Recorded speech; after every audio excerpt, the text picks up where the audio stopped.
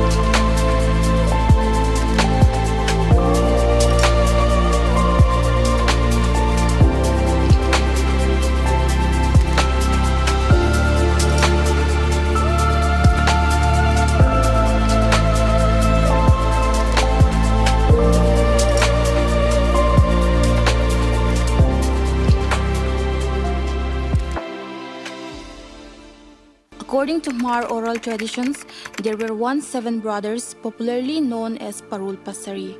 They were believed to have roamed about within the deep forest of this Ngampabung village of Vangai ranges and the surrounding forest within Ruonglevaisuo. The particular stone you see here, as per the oral information which was handed down from generation to generation among Hmar people, is the whetstone which was commonly used by the Parul Pasari whenever they ventured out for hunting or for other adventurous missions in the jungle. Parul Pasari were famous, successful hunters and warriors. The stories of their encounters with wild animals like tiger and elephant are retold anew in every generation of Hmar society till today, and even adults listen to them with rapt attention.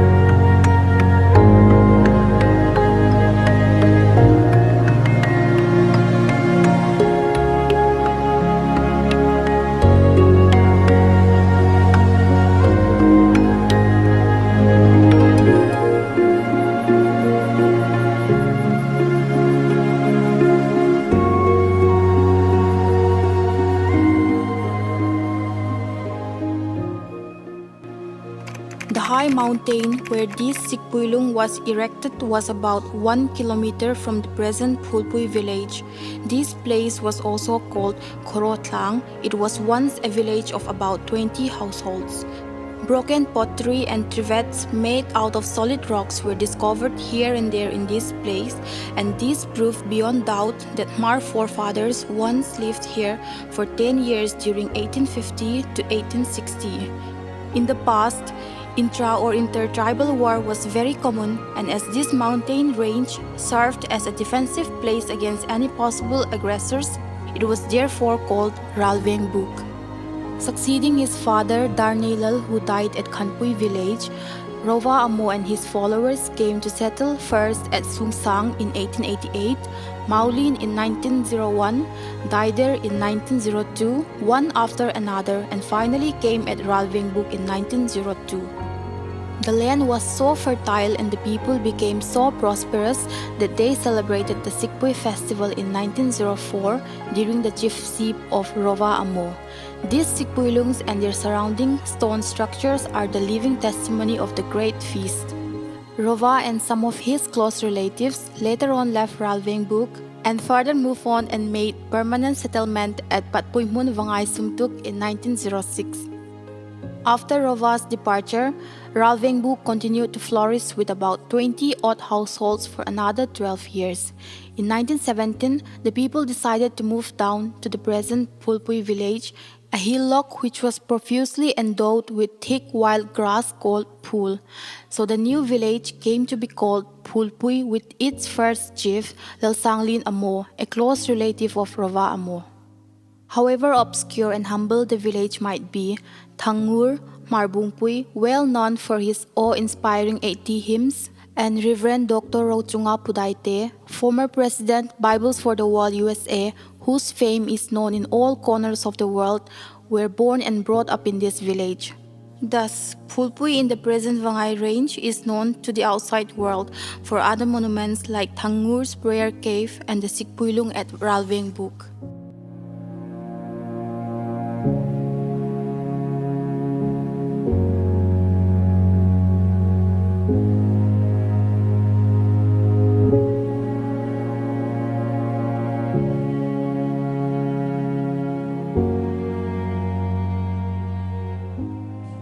Ralingbuk village was also memorable for the celebration of other festivals like Zolkeo, Kunglom, and Lompui festivals.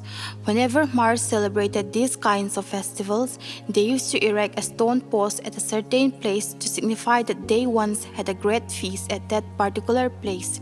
In this way, Ralingbuk was a very unique village. Such a year is said to be a year of Hapang Ral Insan, when the granary was still left with the previous year's yield at the arrival of the new harvest. Young men and women went out to collect the previous year's yield, winnowed, and husked the grain 2 or 3 months ahead of the festival. They then distributed the rice to every household in the village for brewing. This locally brewed drink is called rice beer or zu. On the day of the Phulpui feast, every family in the village would bring their own share of zu, drink, and eat together with wild abandon. This kind of sharing is called Phulpui, so one opinion says that the name Phulpui Kud is derived from this word. Other opinion contends that the Phulpui festival was celebrated usually in Klasik, Phulpui meaning winter, so it was called Phulpui festival.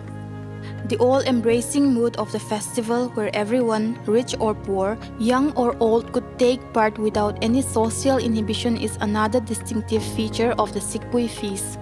On this auspicious occasion, everyone, whether young or old, rich or poor, danced in blissful harmony around the Zolung where the Khumpu drummer and Khumpu Zailak song chanter sat. The wealthier ones did not hesitate to part with their fineries, and they used to readily give away their best clothes to their less fortunate fellow men. Phulpui feast did not signify any individual's achievements, but signified the general prosperity of the people as a whole. It is a community festival in which all people from the youngest children to the oldest member of the tribe participated, and it is because of this inclusive nature of the festival that everyone, irrespective of his or her social standing, was given importance on the occasion, and it is this unique feature that made Phulpui feast an important cultural heritage to be remembered and treasured for generations to come. Phulpui feast was also unique because of its songs and dances that accompanied the feast. There are 9 different Phulpui dances, and the songs accompanying these dances are collectively known as Phulpui La. They are Bun Tlo La, Lapui, Ran Tli La, Lam Tlung La, Saya Kitet La, Simsak La, Tangkong Vailak La, Inran La, Trina La, and Lavui Na. Of these, Phulpui Lapui is held the most sacred, and the Phulpui dance could not begin till this song was sung. This song has also aroused much interest among scholars, historians, theologians, and anthropologists. It is still the subject of an endless debate. Till today, many Sikpuilungs can be seen in Mizoram, Manipur, and NC Hills, Assam, and the two Sikpuilungs at Phulpui Hills and Ralingbuk near Phulpui, for example, are the two living structures among them. We are indeed fortunate to have such a unique festival, and it is a duty of every present generation to preserve and promote it as our cultural heritage.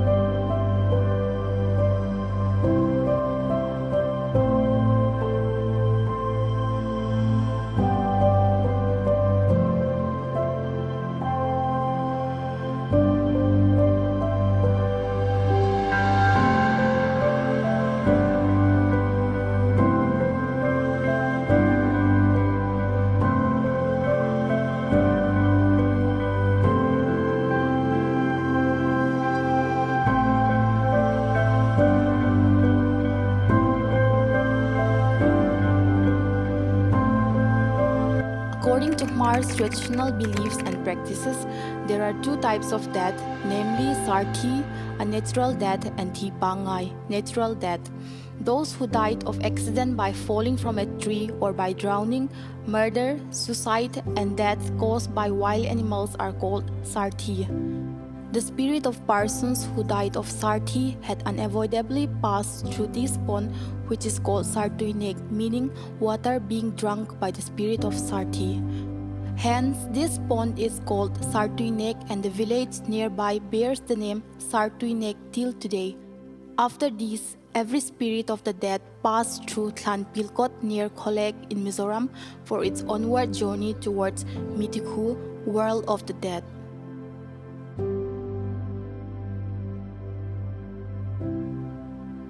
The second type of death, according to Hmar's, is natural death, including death at birth.